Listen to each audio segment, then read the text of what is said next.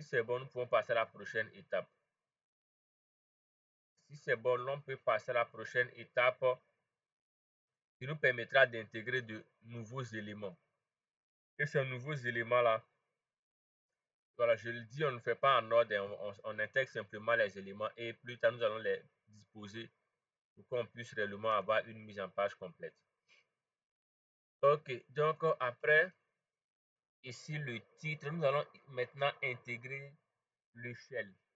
Le shell, vous cliquez simplement sur ajouter un objet et vous avez ici ajouter barre d'échelle. Si l'on souhaite intégrer une échelle graphique, cependant, si l'on souhaite intégrer une échelle numérique, vous avez ici une autre option qui permet de le faire. Voilà, toujours dans les options de shell, on peut intégrer les deux, et l'échelle numérique et l'échelle graphique, ou bien intégrer uniquement qu'un seul type d'échelle. Cela est possible. Donc, je clique sur ajouter barre d'échelle. Je dessine seulement ma barre et une zone de sélection et ma barre va s'intégrer dans cette zone de sélection. On peut bien voir ici. Et l'on est capable de modifier toutes les informations, qu'il s'agisse de la forme, de la police utilisée, qu'il s'agisse ici de l'unité utilisée et autres. Voilà. Et tout se fait dans la propriété de l'objet. On peut bien voir style, on peut changer le style avec celui-ci ou bien on peut ici choisir d'autres styles qui sont là. À vous de voir le format qui vous convient. L'objectif principal est que la carte soit accessible à la compréhension de tout un chacun. Voilà, on peut avoir toutes ces options-là. L'échelle numérique, elle est à ce niveau-là. On clique et l'échelle numérique est là. On peut changer son format, c'est possible. Le format de l'échelle numérique, on peut ici le changer. Moi, je vais conserver une échelle graphique ici en boîte double ou bien quel format. On va conserver ce format-ci. Maintenant, l'unité est là. Si nous sommes en kilomètres, on choisit. Si nous sommes en mètres, voilà, selon le type de carte, on peut choisir, ça dépendra. Voilà. Moi, je reste en kilomètres. Le multiplicateur, ici, l'étiquette pour les unités. Si on souhaite personnaliser aussi, on peut personnaliser à ce niveau-là. Le multiplicateur, il a 1. Si je passe tout à l'heure à 10, vous allez voir. Si je passe à 10, vous voyez bien qu'il met 1, 2, 0, 1, 2. Si je passe à 1, il me met 0, 10, 20. Donc, c'est seulement ces petites logiques-là. Voilà. Si je vais, par exemple, à 100, vous allez voir, il va modifier l'échelle. Il me met 0, 0,1, 0,2. Donc, selon le format que vous recherchez, vous pouvez modifier le multiplicateur. Je reste ici la valeur à 1. Je laisse autant pour moi la valeur à 1.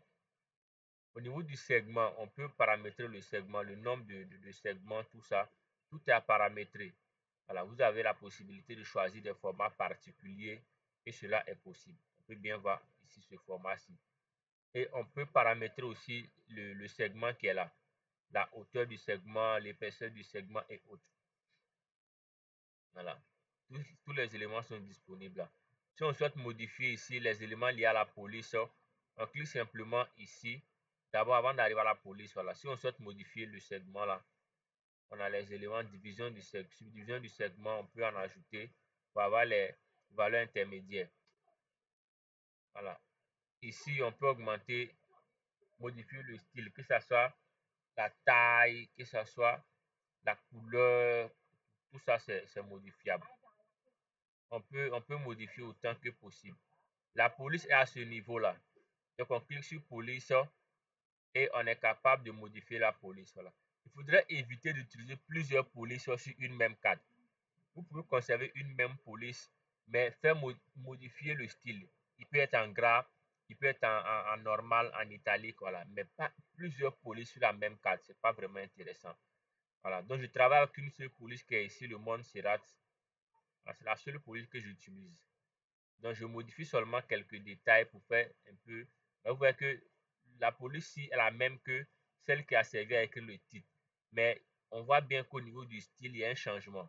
Le style ici, on a extra light pour la police de shell. Et pour la police du titre, on peut bien voir pour la police du titre. Hop, hop, hop, hop, hop. Pour la police du titre, on est en black. Voilà. Donc, il faut vraiment tenir compte de cela pour qu'on ait des éléments plus ou moins cohérents.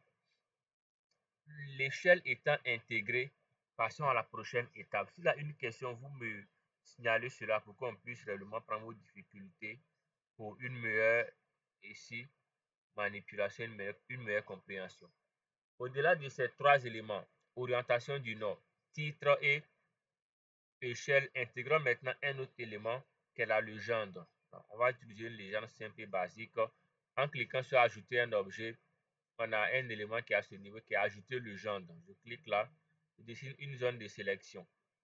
Automatiquement, la légende va être intégrée. On peut bien voir ici. Maintenant, il y a des éléments qui sont dans la légende qui ne nous intéressent pas. Il va nous falloir modifier tous ces éléments-là. Donc, ce qu'on fera, on va descendre un peu là.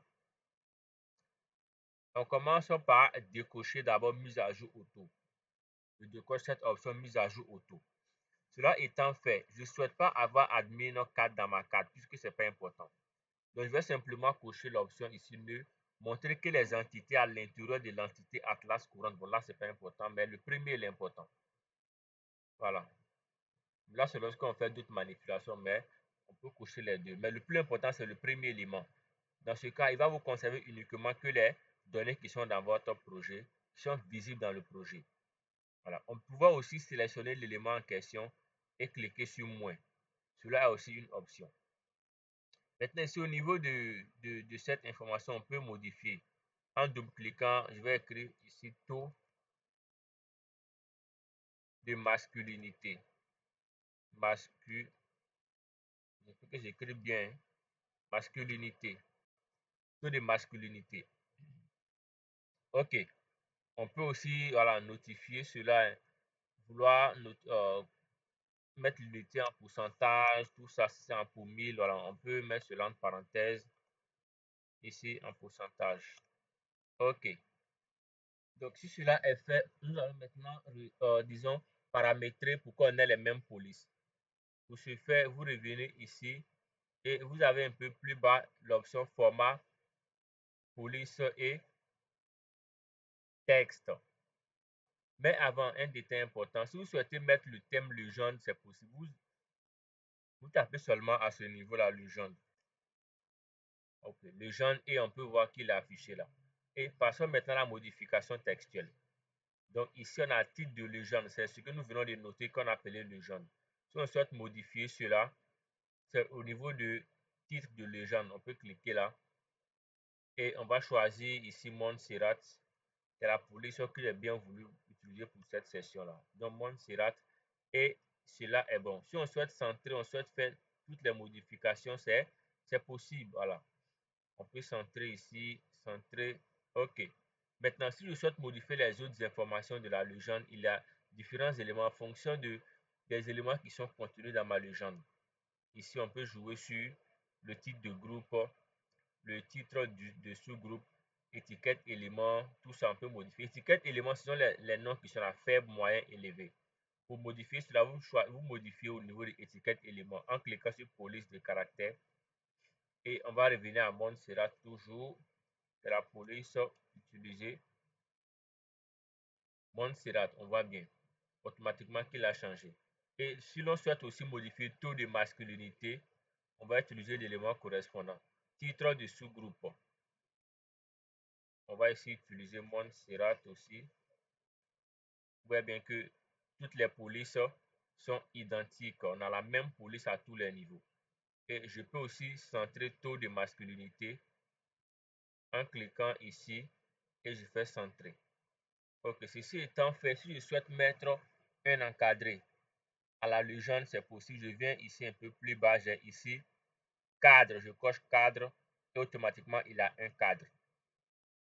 L'épaisseur du cadre peut être modifié, le style de jointure peut être modifié. Ici, si on veut un cadre avec ici des bords plus ou moins arrondis, avec des bords et ainsi de suite, tout est possible. Ok, si on souhaite mettre un arrière-plan, on peut simplement cocher arrière-plan et on peut changer la couleur. Je le dis, j'évite régulièrement ces questions de couleur par-ci et là. Voilà, parce que ça surcharge parfois la carte et la compréhension devient un peu plus complexe. Voici ici la légende. Donc, on a le fond cartographique qui est là, le titre, l'orientation, le shell et la légende. Je pense qu'à ce niveau, chacun sait maintenant comment intégrer chaque élément. Comment réussir à intégrer chaque élément. Nous sommes tous au même niveau d'information. Maintenant, avant de passer à d'autres manipulations, comme ce sont les éléments basiques qui ont été envoyés dans le chat, dont j'ai simplement montré comment intégrer chacun de ces éléments-là. Donc, on voit légende, échelle, nord, géographique. Donc, on voit ici aussi légende, orientation, échelle, cadre, titre. Donc, je pense que c'est bon. Maintenant, les autres éléments, il y en a assez. On peut avoir ici les informations sur la projection, l'information sur le nom du réalisateur, le nom du concepteur, la source des données, l'information aussi sur la grille des coordonnées, tout ça, on peut en avoir. Voilà. Mais avant d'y arriver, on va simplement revenir à ce qui a été déjà fait. On voit comme il y a un message qui demande le cadre. On clique simplement là sur la carte en question. Et pour intégrer le cadre, vous venez juste en bas là. On a ici cadre, vous cochez cadre et c'est OK. Vous pouvez bien voir. Et le cadre, on peut, si on le souhaite, modifier ici. Avec la taille, la couleur, tout ça, on peut modifier. Voilà. Le cadre, il est là. Et le cadre, si on peut réduire un peu comme ça, de sorte à ce que les autres informations vont être hors de ce cadre-là. Donc, le cadre principal, il est là. Donc, je vais plus ou moins augmenter ici ma carte. Donc, je vais dans le genre, autant pour ma échelle, on a 10, je vais passer à 9. Voilà, ça c'est une stratégie très, très intéressante. Pour modifier l'échelle, ne supprimez pas toutes les valeurs. Parfois, ça devient compliqué. Vous modifiez les deux premières valeurs. Voilà, j'ai ici 92, je vais passer par exemple je vais passer à 72. Hop, à 72, hop, ok, 72, on voit bien que nous avons ce rendu là. Voilà, si on souhaite modifier encore, je vais passer à 70. Voilà, on peut bien voir. Au fur et à mesure qu'on modifie, 1, 2, 3, on a ce rendu là. Si on souhaite 70, on va passer à 65 par exemple. Donc c'est comme ça qu'il faudrait modifier. Si on n'a pas d'échelle prédéfinie, parce qu'il y a des projets pour lesquels l'échelle est déjà prédéfinie. Vous travaillez à un 5 millième ou bien à un 50 millième, là c'est déjà défini. Si ce n'est pas le cas, que vous devrez personnaliser l'échelle, vous faites ainsi. Vous vous attardez sur les deux premières valeurs. Vous les modifiez et le tout sera joué.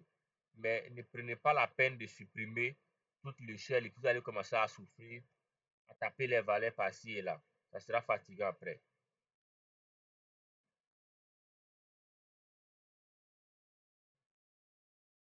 Ok. Donc, nous sommes en ligne. Certains demandent si on est là. Voilà. Donc, partagez le lien. Nous sommes actuellement en ligne. Donc, partagez le lien à vos contacts. Nous sommes en ligne. Donc, partagez le lien à vos contacts, s'il vous plaît. OK. Donc, j'étais au niveau des dispositions. Donc, on a intégré le cadre. Maintenant, on va disposer les éléments. Donc, je vais choisir mon outil de sélection qui est là. Déplacer un objet. Donc, je vais replacer ici mon titre. Si je souhaite augmenter le titre, c'est possible, hein. Voilà, je peux augmenter ici mon titre là.